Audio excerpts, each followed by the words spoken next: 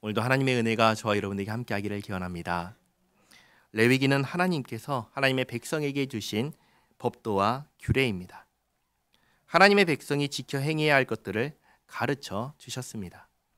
하나님의 백성은 무엇을 하며 사는 사람들입니까? 하나님의 백성은 하나님의 말씀을 지켜 행하며 사는 사람들입니다.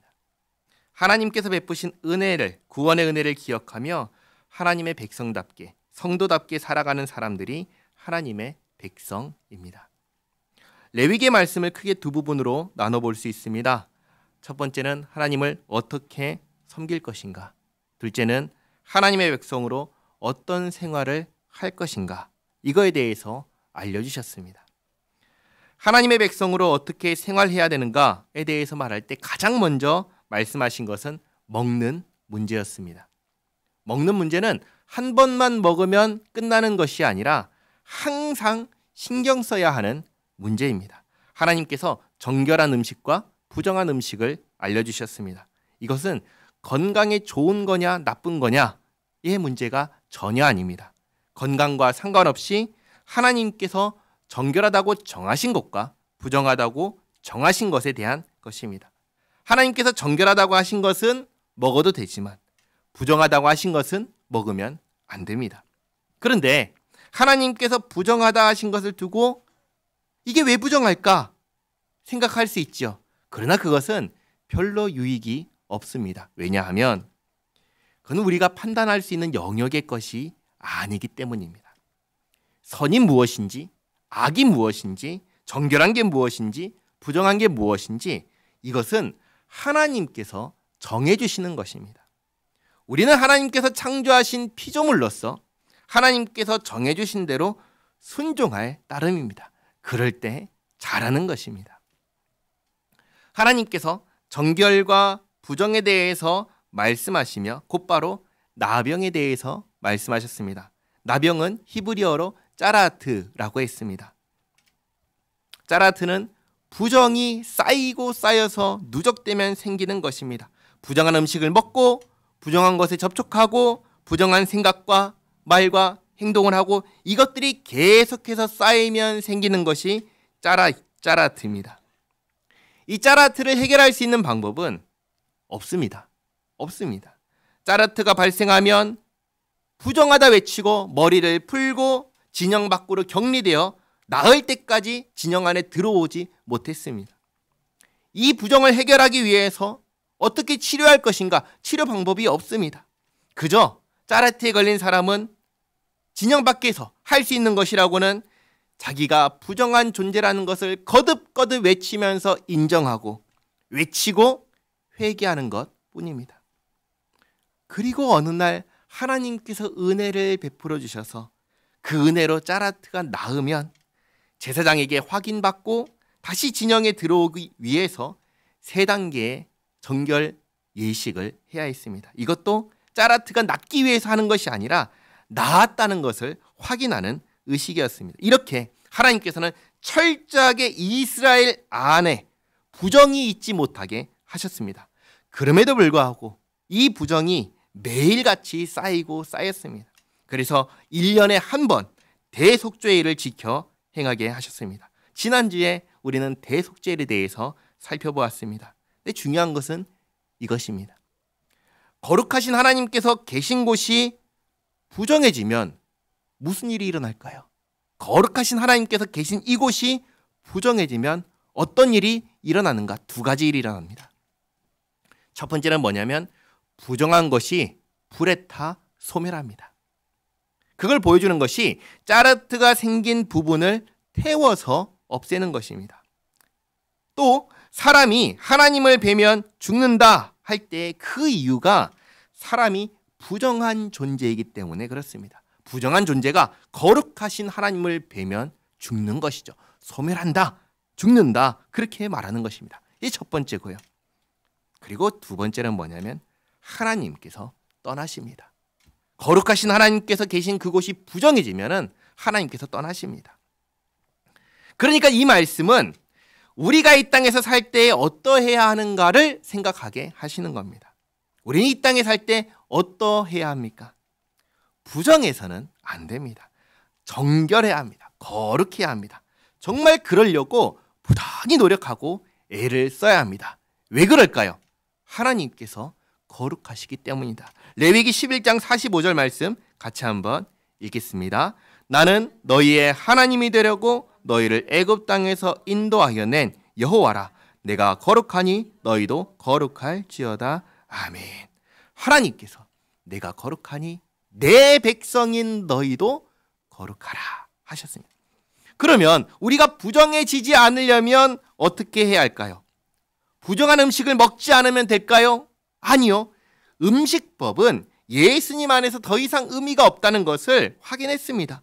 그러면 부정한 것에 접촉하지 않으면 될까요? 아니요. 그것도 마찬가지로 예수님 안에 있으면 아무 의미가 없다는 것을 확인했습니다.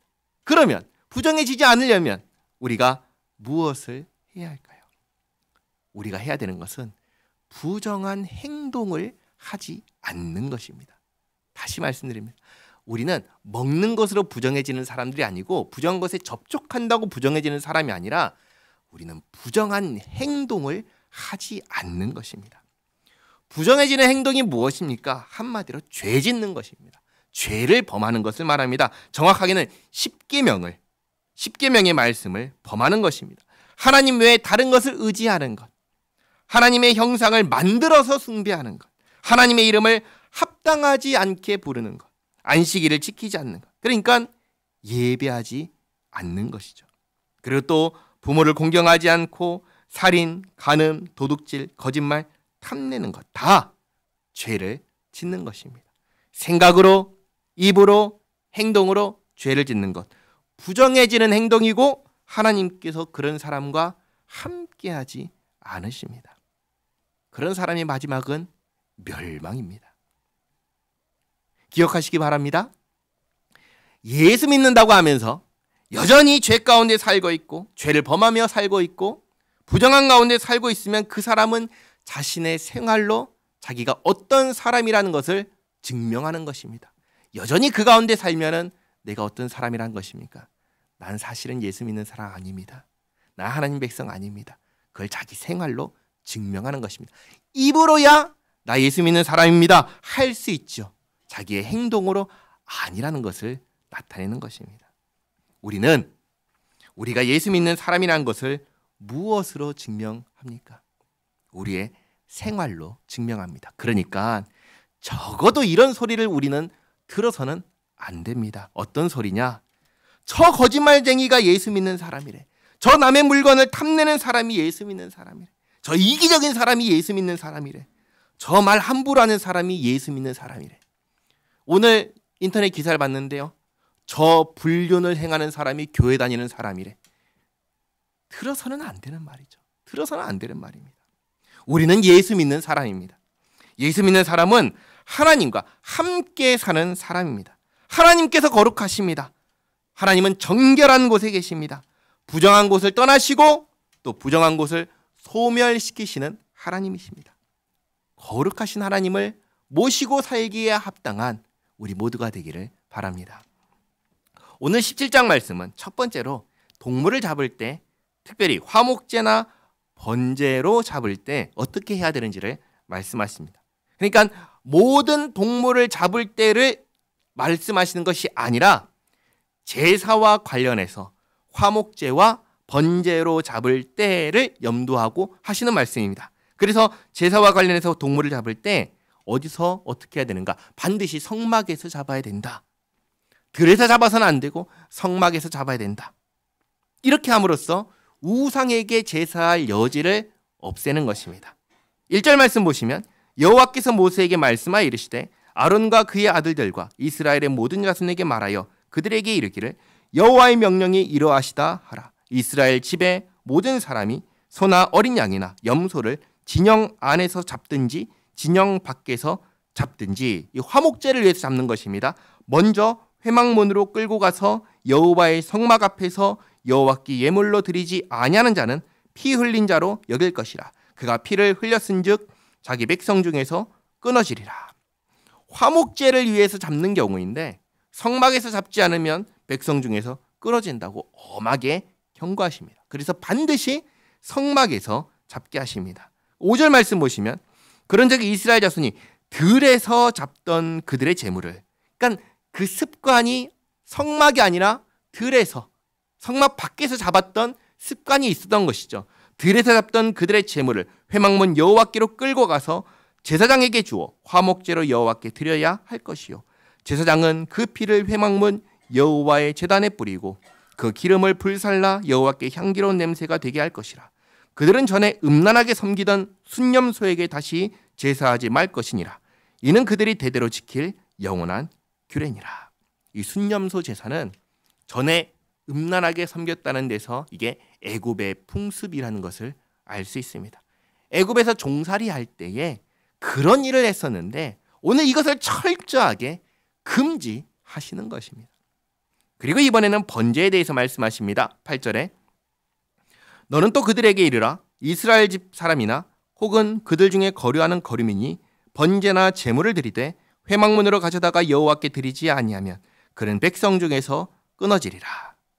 앞에 화목제와 마찬가지로 동물을 잡아서 하나님께 드리지 않으면 누구한테 드리는 걸까요? 하나님께 드리는 게 아니면 누구겠어요? 다른 신이죠. 우상이죠. 다른 신이나 우상에게 바치는 것이 됩니다. 이런 일을 못하도록 막는 것입니다. 오직 하나님께만 번제를 드리고 하나님께만 제물을 드리게 하기 위해서 이렇게 화목제나 번제를 위해 동물을 잡을 경우에는 반드시 성막에서 해야 한다 말씀하십니다. 그 다음은 피를 먹는 문제입니다. 10절에 이스라엘 집 사람이나 그들 중에 거류하는 거류민 중에 무슨 피든지 먹는 자가 있으면 내가 그 피를 먹는 그 사람에게는 내 얼굴을 대하여 그를 백성 중에서 끊으리니 육체의 생명은 피에 있음이라. 내가 이 피를 너희에게 주어 제단에 뿌려 너희의 생명을 위하여 속죄하게 하였나니 생명이 피에 있으므로 피가 죄를 속하느니라. 아멘. 하나님께서 피를 먹지 말라고 하십니다. 그 이유로 두 가지를 말씀하시는데 첫 번째는 생명이 피에 있다. 피에 생명이 있다. 두 번째로는 피로써 죄를 속하기 때문이다. 이 두 가지 이유를 말씀하십니다. 그래서 히브리서를 보면 이렇게 말씀하십니다. 히브리서 9장 22절 말씀 같이 한번 읽겠습니다. 율법을 따라 거의 모든 물건이 피로써 정결하게 되나니 피 흘림이 없은즉 사함이 없느니라. 아멘. 죄의 값은 사망입니다. 죽음입니다. 죄값을 치르기 위해서는 생명을 대가로 내놔야 합니다. 근데 그 생명이 어디에 있습니까? 피에 있습니다. 죄값을 피로써 생명으로서 치르는 것입니다. 이것을 처음부터 알려주시는 겁니다. 그래서 항상 죄값은 사망이고 생명으로만 갚을 수가 있다는 것을 알게 하시는 것입니다. 그리고 이 지식을 가지고 마지막 날에 오신 아들 예수님, 오직 예수님께서 자기 피로써 우리의 죄를 사하셨을 때 보고 알게 하신 것입니다. 예수님께서 마지막 식사를 하실 때 제자들에게 이렇게 말씀하셨습니다. 마태복음 26장 27절 28절 말씀 같이 한번 읽겠습니다. 또 잔을 가지사 감사기도 하시고 그들에게 주시며 이르시되 너희가 다 이것을 마시라. 이것은 죄 사함을 얻게 하려고 많은 사람을 위하여 흘리는 바 나의 피 곧 언약의 피니라. 아멘. 아멘.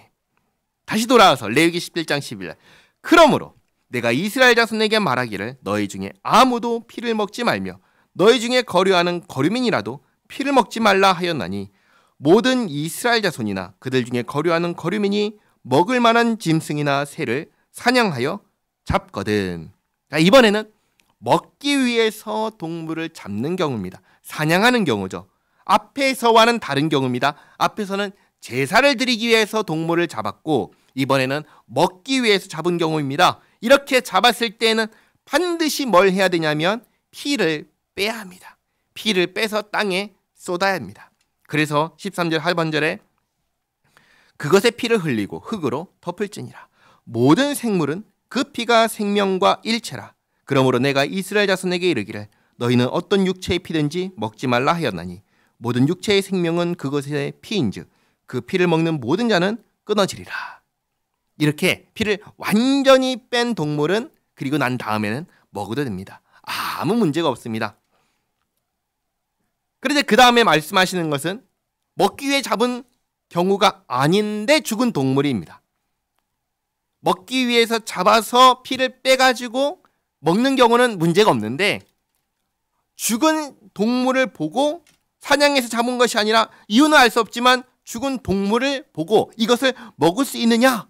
이 질문하는데 그럴 수 없다라고 말씀하십니다. 그래서 15절에 또 스스로 죽은 것이나 들짐승에게 찢겨 죽은 것을 먹은 모든 자는 본토인이거나 거류민이거나 그의 옷을 빨고 물로 몸을 씻을 것이며 저녁까지 부정하고 그 후에는 정하려니와 그가 빨지 아니하거나 그의 몸을 물로 씻지 아니하면 그가 죄를 담당하리라. 아멘. 이미 이 부분은 앞서 레위기 11장에서 이미 말씀하셨던 부분입니다. 먹기 위해서 잡은 경우가 아니라면 죽은 동물의 경우는 먹지 말아라. 먹지 말아라. 그러나 먹을 게 없는데 그래서 살기 위해서 어쩔 수 없이 먹어야 될 경우가 있지 않습니까? 그럴 경우에 먹을 때에는 어떻게 해야 되는가? 먹고 난 다음에 옷을 빨고 몸을 씻고 저녁까지 부정하니 조심해라. 그렇게 말씀하십니다.